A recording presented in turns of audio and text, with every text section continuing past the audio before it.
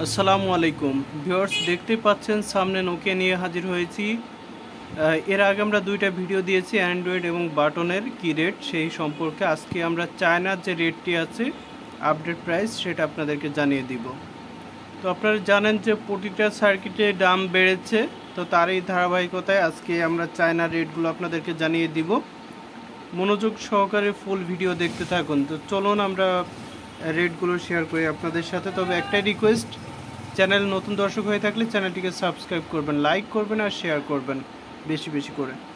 তো প্রথমে আমরা বলি যে 1 নম্বর যেটা মোটা বোর্ড, ঠিক আছে, এরকম যে ওল্ডগুলোর আগের যে মোটা বোর্ড, এটা নোকিয়া 1100 মডেল। এই টাইপের হচ্ছে মোটা বোর্ডগুলো, এগুলোর কেজি বর্তমানে 9000 টাকা। আবারও বলছি 9000 টাকা পার কেজি। ওকে, এটা হচ্ছে এ গ্রেড নোকিয়ার।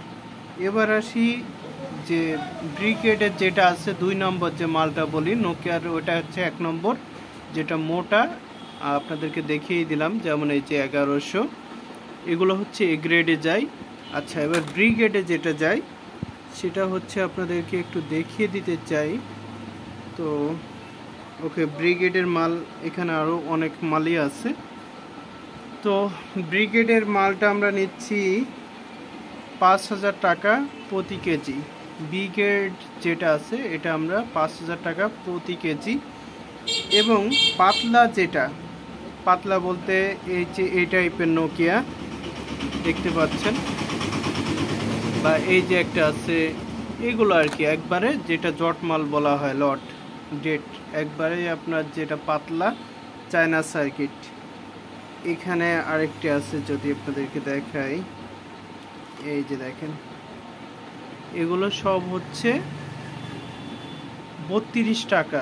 যদি এরকম ক্যাসিং সহ থাকে তাহলে পাবেন হচ্ছে 32 টাকা পার পিস। ওকে, আরেকটা আছে যদি ক্যাসিং বাদে হয়, এই মালটায় পাতলা, এই মালটায় যদি ক্যাসিং বাদে হয় তাহলে আমাদের থেকে পাবেন হচ্ছে 22 টাকা প্রতি পিস।